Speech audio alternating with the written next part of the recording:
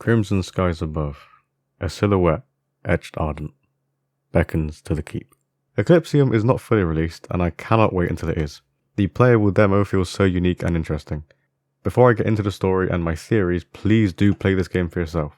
It is only a demo and incredibly short, but it is genuinely great. Eclipsium is a beautiful horror game that indulges in placing the player in the unknown. There is no tutorial, there is no guide, there are no prompts, you do not know where or who you are truly sat in the unknown. Just one more thing before I properly get started. I am using my gameplay I recorded myself. I tried my best to find any hidden areas or pieces of information, so bits of my gameplay may look odd. Just keep that in mind in case there are any weird cuts in the gameplay. Once again, just before I do start, please play the entire thing for yourself. I played all of it and I was purposely looking for extra details and extra areas, and it only took me 45 minutes. And it was great. Please do play this yourself. The title screen is simple. A boat bobs gently in the bottom left of the screen. A huge tower containing what appears to be a heart dominates the foreground. The sky pulsates a mix of reds, oranges and yellows. It seems to match the pace of a beating heart. The game opens with a cutscene. An outstretched hand wades through a snowy forest, a deep blue starkly contrasting with the crimson red of the home screen. The character trudges towards the source of the blinding red light. They look at both hands before a blast of pure white light smothers the screen. A circling aerial view of the monolithic tower is shown and confirms the belief that it houses a heart. The character awakens in a room. A bed, desk, chairs, wardrobe and other standard decor can be found. There are a couple things of note, however.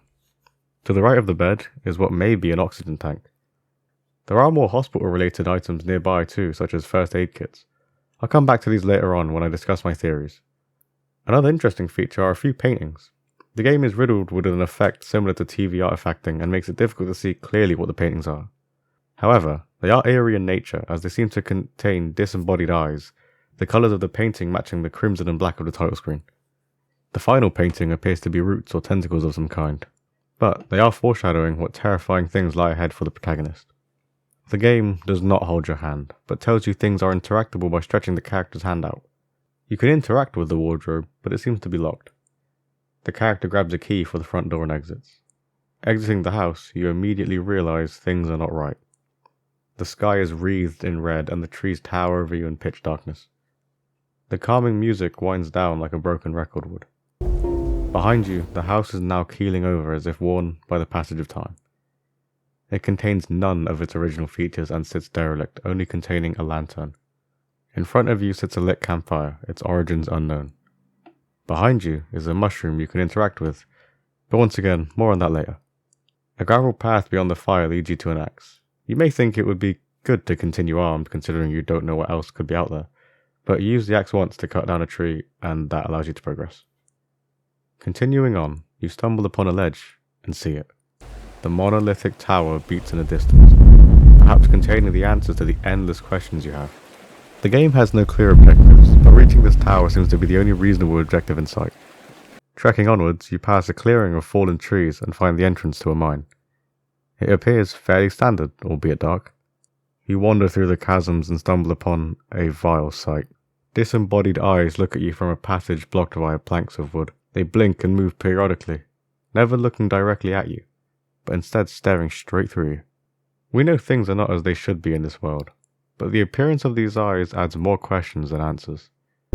Now, I hate to break the immersion. Jump scared by a tree. But now seems to be a good time to mention a unique feature of this game.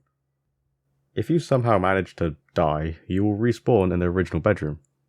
Once you walk out of this room, you will be back where you were before dying. There are points in the game where the game does not let you die, like barriers stopping you from jumping off ledges, but certain areas will let you and respawn you back in the room. It's an interesting feature, and perhaps the game's way of telling you that the events must play out as the world wishes and you cannot change how things are meant to be. If you do try to turn around at this stage, the entrance you came through will be caved in. The only way is forwards. After passing a skeleton in a cage, you use a lift up. The way you use the lever is definitely not the way that works. However, I'll get back to that later. Travelling on, the path is lit by flares. It becomes more and more evident that there must have been some sort of cave-in incident as more and more wooden beams can be seen sporadically supporting the cave. You grab a wax candle from a table and enter a narrow passageway. If you thought the eyes from earlier were bad, well, this will be your worst nightmare. the walls are filled with eyes.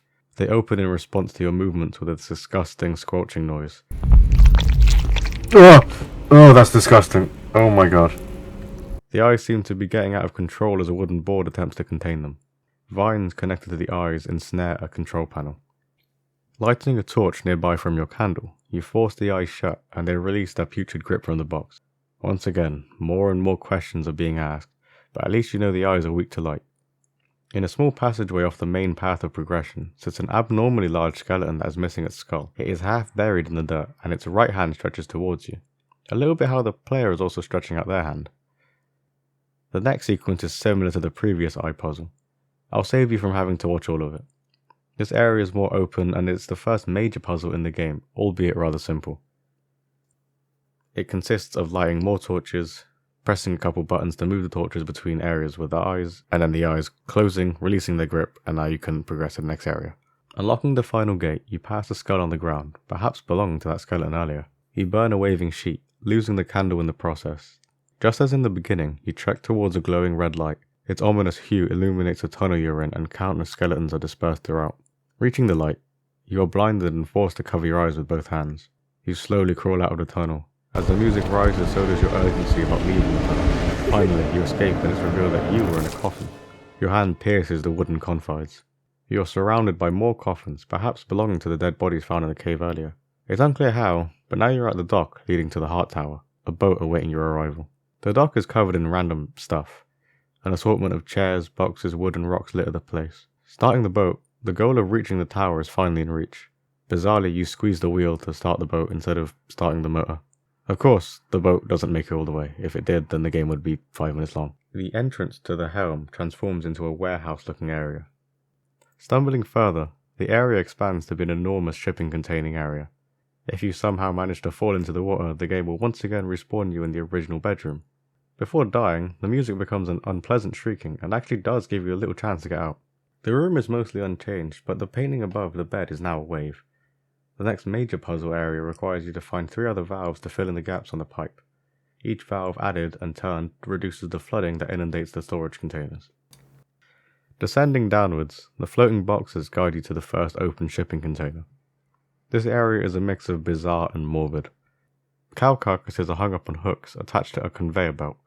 Your goal is to clear a path by pressing one of 3 buttons. I will be completely honest, I guessed the entire section because I was too stupid to remember what button did what action. There probably is a correct way of doing it. The valve is sat inside a freezer, which would likely be used for storing the meat. Above this freezer sits another macabre painting.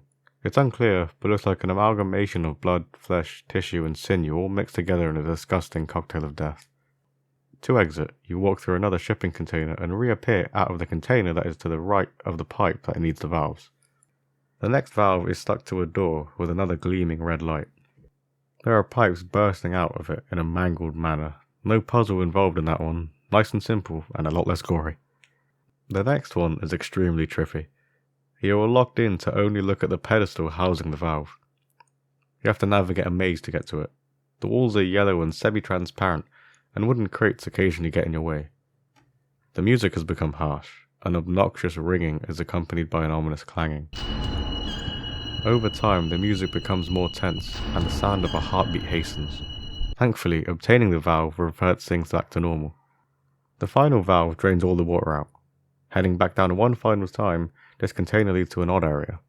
There are pipes and computer screens everywhere. It looks futuristic and a little bit like the interior of a submarine. A table holds the gas can you've been looking for. Walking down another flight of stairs, a single walkway leads you to a sinister looking pillar of red light. A cutscene plays showing you filling the canister with fuel. After getting the boat moving again, at last you reach the dock leading to the Heart Tower.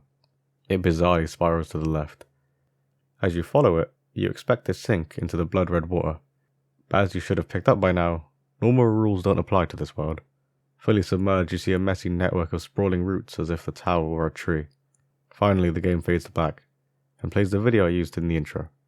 You reach the tower, yet none of your questions were answered. This game is an absolute rollercoaster so far, and still none of your questions have been answered fully. For the time being, there won't be any definitive answers till the game is fully released.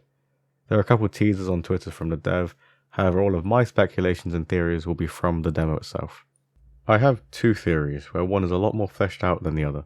I will start off with a smaller one to get out of the way. Theory 1. Mushrooms. There is a mushroom behind the house, and if you interact with it, your screen will become all trippy. A bit like the maze sequence from earlier. So the entire game may have just been a bad trip. And that's the entire theory. I'm quite sure it is very weak because the game is likely playable without interacting with the mushroom. I just did it because I was purposely going around each area trying to find things I could interact with. Theory 2. You are dead. Okay, this may sound boring and makes Eclipsium the billionth horror game that takes place entirely in the character's head, but just stick with me now. In summary, I believe that the character has died and is replaying key moments in their life, and the game is showing you the journey into the afterlife. The opening to the game starts in that bedroom that more resembles a hospital or end-of-life care room. There are countless clipboards for what could be doctor's notes, first aid kits, and a stand for an IV line sits beside the bed. All of these items are supposedly in your home, and it isn't uncommon for people who are dying to be somewhere more comfortable in like their own home before they do eventually pass away. This is a more minor detail, but notice how you interact with almost everything in a way that isn't quite right but still makes a little sense. You don't press a lantern to extinguish it, but you do press a light switch to turn off the light. You don't just squeeze a lever, but it's half of what you actually did. Perhaps the character has died, and as their brain deteriorates, the small tasks in life have become merged and simplified to allow more mental capacity to be used to process the actual important aspects of their life. The haiku I read in the beginning is actually from the game's Steam page. Haikus are typically used to capture fleeting ideas and moments, something temporary. They evoke emotions in an intense, direct way. This purposeful use could show the fleeting life of the main character. It is deliberately done in a short poem style that could reflect how the character's life was also cut short. Silhouette etched ardent beckons to the keep could represent how the character was eager to finally live life, but no longer has that opportunity, hence they are now a silhouette, a mere shell of who they used to be. This reasoning leads me on to the next major stage of this theory. The character has had a close call with death before. The first major puzzle sequence occurs in a cave. As you progress further, the cave has more and more support. Perhaps the cave-ins were caused by all the eyes. Either way, I believe that there was a cave-in that only the character survived. All of the skeletons could have been friends or colleagues who weren't so lucky. Maybe the eyes represent the loved ones of the deceased who blamed the character for the incident. Or they could represent the character's blame they placed upon themselves for surviving the event. I think this is supported by the next sequence. There are 5 major actions required to progress. Collect and turn 4 valves, one of which is already there for you, and fill up the gas canister. These 5 actions could represent the 5 stages of grief. I would like to expand further on this idea. The first valve is already in place. In a game sense, this is so that the player knows what to do. For the purpose of my theory, this present valve could be any one of the stages, but there is little evidence that allows me to say which one it may be. But there is more evidence for the following few. I believe that the valve from the hanging carcass room represents denial. I think that the cows could be the character's way of mentally distancing themselves from the incident. They wish to view their dead colleagues and friends as something else that makes them feel less guilty. The door with the pipes could be either anger or depression. Both emotions can arguably get out of control, and the character may purposely place these feelings behind a metaphorical locked door to simply not have to deal with them at all. Anger and depression are both feelings that can have complex causes. Perhaps the character would rather not deal with feeling those things at all. However, red is often associated with anger. In my opinion, the final valve in the yellow maze demonstrates bargaining. This stage of grief is all about wanting to change the outcome. It could be argued that the character wished to find a way to absolve themselves of guilt, but in the end, they only had the option of accepting the truth. A bit like how there is only one way to properly complete a maze. Finally, in a literal sense, the filling of the gas can allow the boat to move freely again. Metaphorically, it could show the stage of acceptance and the character being able to move on with life. The stages are no longer believed to happen in a strict order, which helps align with my theory. Moving on, the containers are flooded. These could be happy or pleasant memories that are inaccessible because the character is too focused on the incident. The guilt is literally flooding their mind. After each turn of the valve, the water decreases. This could represent how progressing through each stage of guilt and therapy to deal with it all slowly allows the character to come to terms with life. I believe that shortly after this stage, your character dies, never truly being able to live life with more autonomy. In a game sense, we pursue the Heart Tower as it is a huge, clear objective. Maybe, in their near-death experience, the character saw and chased the same tower, thus allowing them to beat the odds and come back to life. So, for the character, they chased the tower as it may mean a third chance at everything. In my opinion, the character finally overcame their trauma, but did not get the chance to enjoy it. These are their last moments as their mind comes to a final resting point. Thank you so much for watching this video. This is my longest ever video and definitely required the most effort. I enjoy making this type of content and hopefully have time to continue making it in the future. If you have any of your own ideas about the game, please do feel free to comment about them. Once again, thank you for watching.